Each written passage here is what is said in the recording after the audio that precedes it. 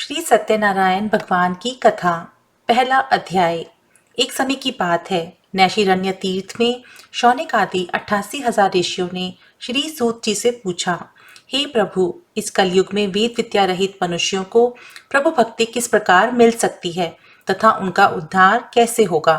हे मुनि श्रेष्ठ, ऐसा कोई तप बतलाइए जिससे थोड़े समय में ही पुण्य मिले और मनवांछित फल भी मिल जाए। इस प्रकार की कथा सुनने की हम इच्छा रखते हैं।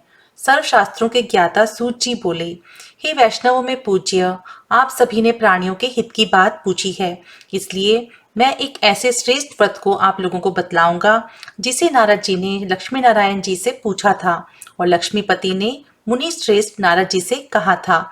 आप सब इसे ध्यान से सुनिए। एक समय की बात है, योगीराज नारद जी दूसरों के हित की इच्छा लिए अनेकों लोकों में घूमते हुए मृत्युलोक में आ पहुंचे। यहाँ उन्होंने अनेक योनियों में जन्मे प्राय सभी मनुष्यों को अपने कर्मों द्वारा अनेकों दुखों से पीड़ित देखा। उनका दुख देख नारद जी सोचने लगे कि कैसा यत्न किया जाए जिसके करने से निश्चित रूप से मानव के दुखों का अंत हो जाए। इसी विचार पर मनन करते हुए वह विष्णु लोक में गए। वहां वह देवों के ईश नारायण की स्तुति करने लगे, जिनके हाथों में शंख, चक्र, गदा और पद्य थे, गले में वरमाला पहने हुए थे। स्तुति करते हुए नारद जी बोले, हे भगवान, आप अत्यंत शक्ति से संपन्न हैं। मन तथा वाणी भी आपको नहीं पा सकती है। आपका आदि, मध्य तथा अंत नहीं है। निर्गुण स्वरूप सृष्टि के कारण भक्तों के दुख को दूर करने वाले हैं। आपको मेरा नमस्कार है। नारद जी की स्तुति सुन विष्णु भगवान बोले, हे मुनि श्रेष्ठ, आपके मन में क्या बात है? आप किस काम के लिए यहाँ पधारे हैं? उसे निसंकोच कहो।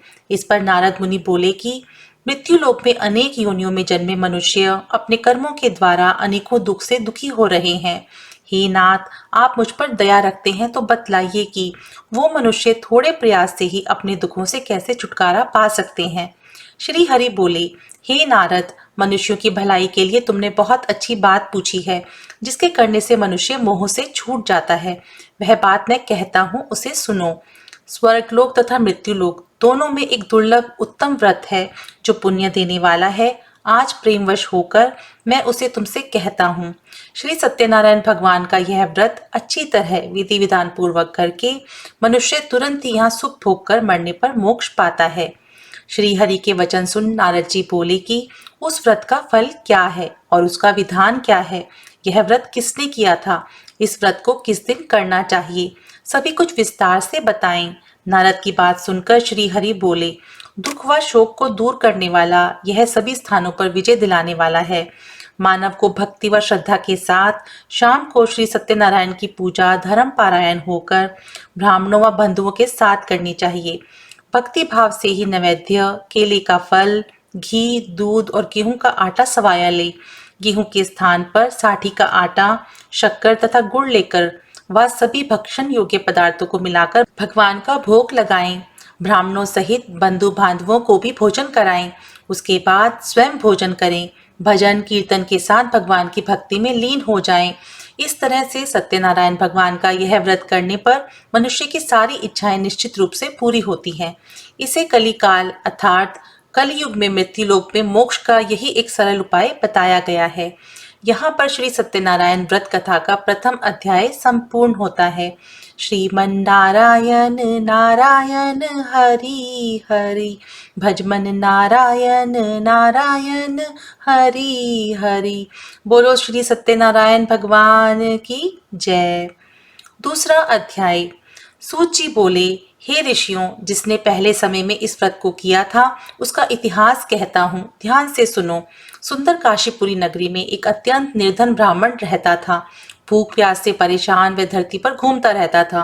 ब्राह्मणों से प्रेम करने वाले भगवान ने एक दिन ब्राह्मण का वेश धारण कर उसके पास जाकर पूछा, हे विप्र, नित्य दुखी होकर तुम पृथ्वी पर क्यों घूमते हो? दीन ब्राह्मण बोला, मैं निर्धन ब्राह्मण हूँ, भिक्षा के लिए धरती पर घूमता हूँ।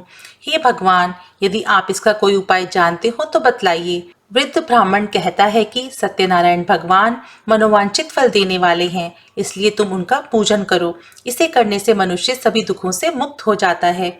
वृद्ध ब्राह्मण बनकर आए सत्यनारायण भगवान उस निर्धन ब्राह्मण को व्रत का सारा विधान बताकर अंतर्ध्यान हो गए।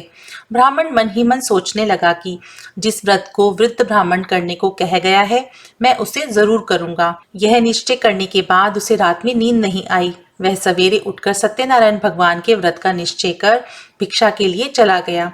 उस दिन निर्धन ब्राह्मण को भिक्षा में बहुत धन मिला, जिससे उसने बंधु बांधवों के साथ मिलकर श्री सत्यनारायण भगवान का व्रत संपन्न किया। भगवान सत्यनारायण का व्रत संपन्न करने के बाद वह निर्धन ब्राह्मण सभी दुखों से छूट गया और अनेक प्रकार की संपत्तियों से युक्त हो गया। उसी समय से यह ब्राह्मण हर माह इस व्रत को करने लगा। इस तरह से सत्यनारायण भगवान के व्रत को जो मनुष्य करेगा, वह सभी प्रकार के पापों से छूटकर मोक्ष को प्राप्त होगा। जो मनुष्य इस व्रत को करेगा, वह भी सभी दुखों से मुक्त हो जाएगा। सूत जी बोले कि इस तरह से नारद जी से नारायण जी का कहा हुआ श्री सत्यनारायण व्रत को मैंने तुमसे कहा।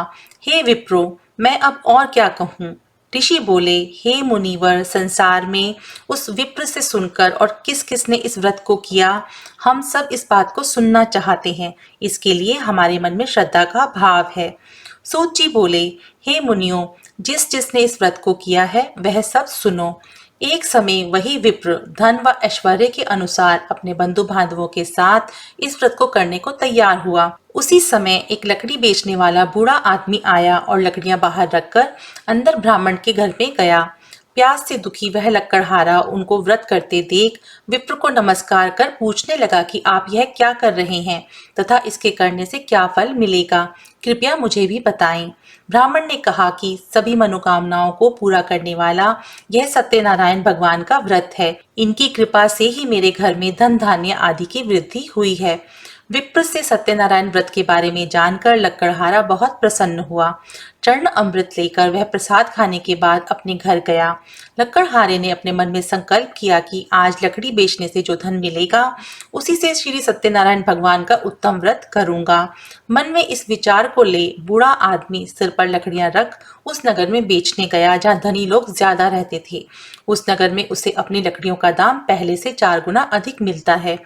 बूढ़ा प्रसन्नता के साथ दाम लेकर केले, शक्कर, घी, दूध, दही और गेहूं का आटा ले और सत्यनारायण भगवान के व्रत की अन्य सामग्रियां लेकर अपने घर गया। वहां उसने अपने बंधु बांधवों को बुलाकर विधि विधान से सत्यनारायण भगवान का पूजन और व्रत किया। इस व्रत के प्रभाव से वह बूढ़ा लकड़हारा धन पुत्र आदि से युक्त होकर संसार के समस्त सुख भोग अंतकाल में वैकुंठ धाम चला गया। यहाँ श्री सत्यनारायण व्रत कथा का 2वां अध्याय संपूर्ण होता है। श्रीमन नारायण नारायण हरि हरि, भजमन नारायण नारायण हरि हरि। श्री सत्यनारायण भगवान की जय। 3वां अध्याय। सूत जी बोले, हे श्रेष्ठ मुनियों, अब आगे की कथा बताता हूँ। पहले समय में उल्कामुख नाम का एक बुद्धिमान राजा था। वह सत्य वक्ता और जितेंद्रिय था। प्रतिदिन देव स्थानों पर जाता और निर्धनों को धन देकर उनके कष्ट दूर करता था। उसकी पत्नी कमल के समान मुख वाली तथा सती साध्वी थी। भद्रशिला नदी के तट पर उन दोनों ने श्री सत्यनारायण भगवान का व्रत किया। उसी समय साधु नाम का एक वैश्य आया। उसके पास व्यापार करने के लिए बहुत सा धन था। राजा को व्रत करते देखकर वह विनय के साथ पूछने लगा, हे राजन, भक्ति भाव से पूर्ण होकर आप यह क्या कर रहे हैं? मैं सुनने की इच्छा रखता हूँ, तो आप मुझे बताएं। राजा बोला, हे साधु, अपने बंधु बांधवों के साथ पुत्र आदि की प्राप्ति के लिए एक महाशक्तिमान श्री सत्यनारायण भगवान का व्रत व पूजन कर रहा हूँ। राजा के वचन सुन साधु आदर से बोला, हे राजन, मुझे इस व्रत का सारा विधान कहिए। आपके कथन अनुसार मैं भी इस व्रत को करूंगा। मेरी भी संतान नहीं है और इस व्रत को करने से निश्चित रूप से मुझे संतान की प्राप्ति होगी। राजा से व्रत का सारा विधान सुन व्यापार से निवृत्त हो वह अपने घर चला गया। साधु वैश्य ने अपनी पत्नी को संतान देने वाले इस व्रत का वर्णन कह सुनाया और कहा कि जब मेरी संतान होगी तब मैं इस व्रत को करूंगा। साधु ने इस तरह के वचन अपनी पत्नी लीलावती से कहे। एक दिन लीलावती पति के साथ आनंदित हो संसारिक धर्म में प्रवृत्त होकर सत्यनारायण भगवान की कृपा से गर्भवती हो गई। 10वें महीने में उसके गर्भ से एक सुंदर कन्या ने जन्म लिया। दिनों दिन वह ऐसे बढ़ने लगी जैसे कि शुक्ल पक्ष का चंद्रमा बढ़ता है। माता पिता ने अपनी कन्या का नाम कलावती रखा। एक दिन लीलावती ने मीठे शब्दों में अपने पति को याद दिलाया कि आपने सत्यनारायण भगवान के जिस व्रत को करने का संकल्प किया था उसे करने का समय आ गया है। आप इस व्रत को करिए। साधु बोला कि हे प्रिय, इस व्रत को मैं उसके विवाह पर करूंगा। इस प्रकार अपनी पत्नी को आश्वासन देकर वह नगर को चला गया। कलावती पिता के घर में रह वृद्धि को प्राप्त हो गई। साधु ने एक बार नगर में अपनी कन्या को सखियों के साथ देखा तो तुरंत ही दूत को बुलाया और कहा कि मेरी कन्या के योग्य वर को देखकर आओ। साधु की बात सुनकर दूत कंचन नगर में पहुंचा और वहां देखभाल कर लड़की के सुयोग्य वाणिक पुत्र को ले आया। सुयोग्य लड़के को देख साधु ने बंधु बांधवों को बुलाकर अपनी पुत्री का विवाह कर दिया। लेकिन दुर्भाग्य की बात ये कि साधु ने अभी भी श्री सत्यनारायण भगवान का व्रत नहीं किया। इस पर श्री भगवान क्रोधित हो गए और श्राप दिया कि साधु को अत्यधिक दुख मिले। अपने कार्य में कुशल साधु बनिया जमाई को लेकर समुद्र के पास स्थित होकर रत्नासारपुर में नगर में गया। वहां जाकर दामाद ससुर दोनों मिलकर चंद्रकेतु राजा के नगर में व्यापार करने लगे। एक दिन भगवान श्री सत्यनारायण की माया से एक चोर राजा का धन चुराकर भाग रहा था। उसने राजा के सिपाहियों को अपना पीछा करते देख चुराया हुआ धन वहां रख दिया जहां साधु अपने जमाई के साथ ठहरा हुआ था। राजा के सिपाहियों ने साधु वैश्य के पास राजा का धन पड़ा देखा तो वह ससुर जमाई दोनों को बांधकर प्रसन्नता से राजा के पास ले गए और कहा कि उन दोनों चोरों को हम पकड़ लाए हैं, आप आगे की कार्यवाही की आज्ञा दें। राजा की आज्ञा से उन दोनों को कठिन कारावास में डाल दिया गया और उनका सारा धन भी छीन लिया गया। श्री सत्यनारायण भगवान के श्राप से साधु की पत्नी भी बहुत दुखी हुई। घर में जो धन रखा था उसे चोर चुरा ले गए। शारीरिक तथा मानसिक पीड़ा व भूख प्यास से अति दुखी हो अन्न की चिंता में कलावती के ब्राह्मण के घर गई। वहां उसने श्री सत्यनारायण भगवान का व्रत होते देखा। फिर कथा भी सुनी। वह प्रसाद ग्रहण कर वह रात को घर वापस आई। माता ने कलावती से पूछा कि हे पुत्री, अब तक तुम कहाँ थी? तेरे मन में क्या है? कलावती ने अपनी माता से कहा, हे माता, मैंने एक ब्राह्मण के घर में श्री सत्यनारायण भगवान का व्रत देखा है। कन्या के वचन सुन लीलावती भगवान के पूजन की तैयारी करने लगी। लीलावती ने परिवार व बंधुओं सहित सत्यनारायण भगवान का पूजन किया और उनसे वर मांगा कि मेरे पति तथा जमाई शीघ्र घर आ जाएं। साथ ही यह भी प्रार्थना की कि हम सबका अपराध क्षमा करें।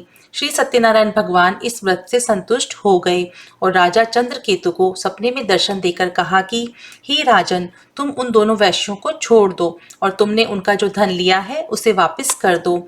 अगर ऐसा नहीं किया तो मैं तुम्हारा धन, राज्य व संतान सभी को नष्ट कर दूंगा। राजा को यह सब कहकर वह अंतर्ध्यान हो गए। प्रातःकाल सभा में राजा ने अपना सपना सुनाया। फिर बोले कि वणिक पुत्रों को कैद से मुक्त कर सभा में लाओ। दोनों ने आते ही राजा को प्रणाम किया। राजा मीठी वाणी में बोला, हे महानुभावों, भाग्यवश ऐसा कठिन दुख तुम्हें प्राप्त हुआ है, लेकिन अब तुम्हें कोई भय नहीं है। ऐसा कह राजा ने उन दोनों को नए वस्त्र आभूषण भी पहनाए और जितना धन उनका लिया था उससे दुगना धन वापस कर दिया। दोनों वैश्य अपने घर को चले गए। यहाँ श्री सत्यनारायण व्रत कथा का 3य अध्याय संपूर्ण होता है।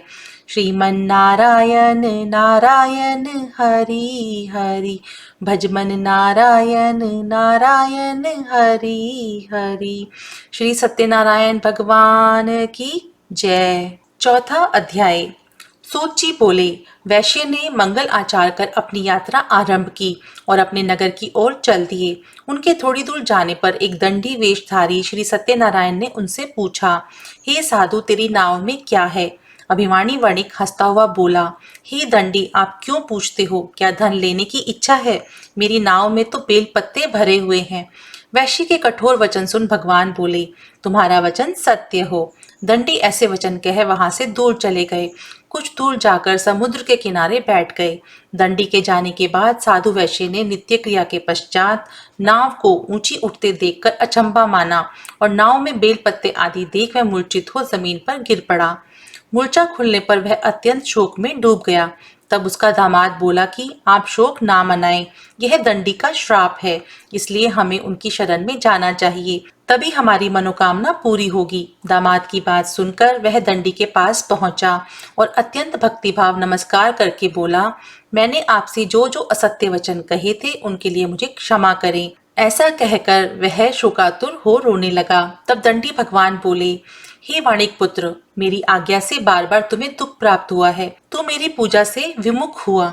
साधु बोला, हे भगवान, आपकी माया से ब्रह्म आदि देवता भी आपके रूप को नहीं जानते, तब मैं अज्ञानी कैसे जान सकता हूँ। आप प्रसन्न होइए, अब मैं सामर्थ्य के अनुसार आपकी पूजा करूंगा। मेरी रक्षा करो और पहले के समान नौका में धन भर दो। साधु वैश्य के भक्ति पूर्वक वचन सुनकर भगवान प्रसन्न हो गए और उसकी इच्छा अनुसार वरदान देकर अंतर्ध्यान हो गए। ससुर जमाई जब नाव पर आए तो नाव धन से भरी हुई थी। फिर वही अपने अन्य साथियों के साथ सत्यनारायण भगवान का पूजन कर अपने नगर को चल दिए। जब नगर के नजदीक पहुंचे तो दूत को घर पर खबर देने के लिए भेज दिया। दूत साधु की पत्नी को प्रणाम कर कहता है कि मालिक अपने दामाद सहित नगर के निकट आ गए हैं। दूत की बात सुन साधु की पत्नी लीलावती ने बड़े हर्ष के साथ सत्यनारायण भगवान का पूजन कर अपनी पुत्री कलावती से कहा कि मैं अपने पति के दर्शन को जाती हूँ, तू कार्य पूर्ण कर शीघ्र आ जाना।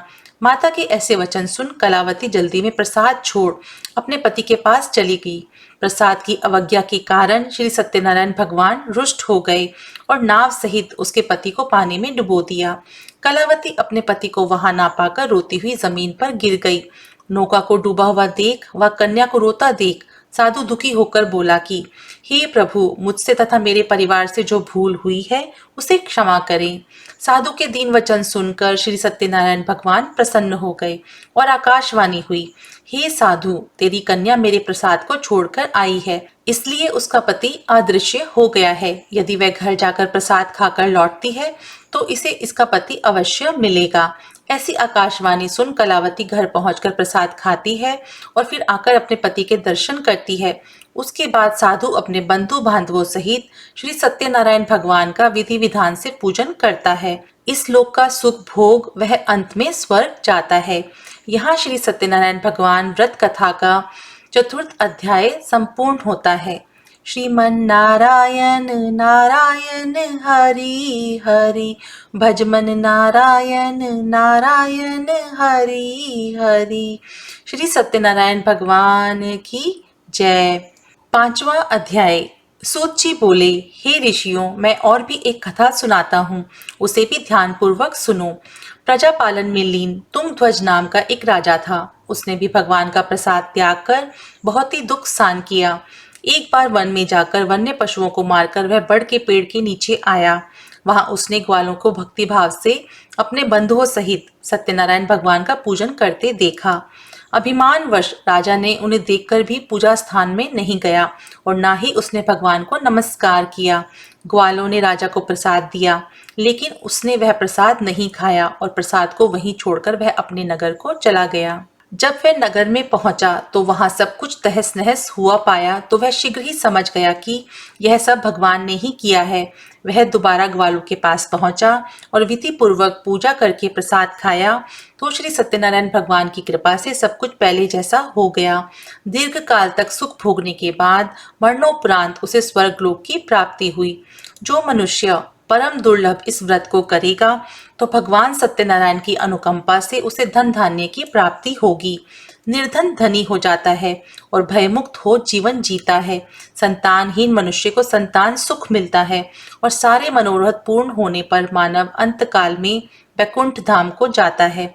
सूची बोले, जिन्होंने पहले इस व्रत को किया है अब उनके दूसरे जन्म की कथा सुनाता हूँ। वृद्ध शतानंद ब्राह्मण ने सुदामा का जन्म लेकर मोक्ष की प्राप्ति की। लक्कड़हारे ने अगले जन्म में निषाद बनकर मोक्ष प्राप्त किया। उल्कामुख नाम का राजा दशरथ होकर बैकुंठ को गए। साधु नाम के वैश्य ने मोरध्वज बनकर अपने पुत्र को आरे से चीरकर मोक्ष पाया। महाराज तुंग ध्वज ने स्वयंभू होकर भगवान में भक्ति युक्त हो कर्म कर मोक्ष पाया। यहाँ श्री सत्यनारायण व्रत कथा का 5वां अध्याय संपूर्ण होता है। श्रीमन्नारायण नारायण हरि हरि, भजमन नारायण नारायण हरि हरि। श्री सत्यनारायण भगवान की जय। श्री सत्यनारायण भगवान जी की आरती। ओम जय लक्ष्मी रमना, स्वामी जय लक्ष्मी रमना, सत्यनारायण स्वामी जन पातक हरना। ओम जय लक्ष्मी रमना, रतन जड़ित सिंहासन अद्भुत छवि राजे, नारद करत निरंजन घंटा ध्वनि बाजे। ओम जय लक्ष्मी रमना, प्रकट भये कली कारण द्विज को दरस दियो, बूढ़ो ब्राह्मण बन कर कंचन महल कियो। ओम जय लक्ष्मी रमना, दुर्बल भील कराल जिन पर कृपा करी, चंद्रचूड़ इक राजा तिनकी विपति हरी। ओम जय लक्ष्मी रमना, वैश्य मनोरथ पायो श्रद्धा तज दीनी, सो फल भोग्यो प्रभु जी फिर स्तुति कीनी। ओम जय लक्ष्मी रमना, भाव भक्ति के कारण छिन छिन रूप धरो, श्रद्धा धारण कीनी तिनके काज सरयो। ओम जय लक्ष्मी रमना, ग्वाल बाल संग राजा बन में भक्ति करी, मन वांछित फल दीनो दीन दयाल हरि। ओम जय लक्ष्मी रमना, चढ़त प्रसाद सभायो कदली फल मेवा, धूप दीप तुलसी से राजी सत्य देवा। ओम जय लक्ष्मी रमना, श्री सत्यनारायण जी की आरती जो कोई नर गावे, कहत शिवानंद स्वामी मन वांछित फल पावे। ओम जय लक्ष्मी रमना।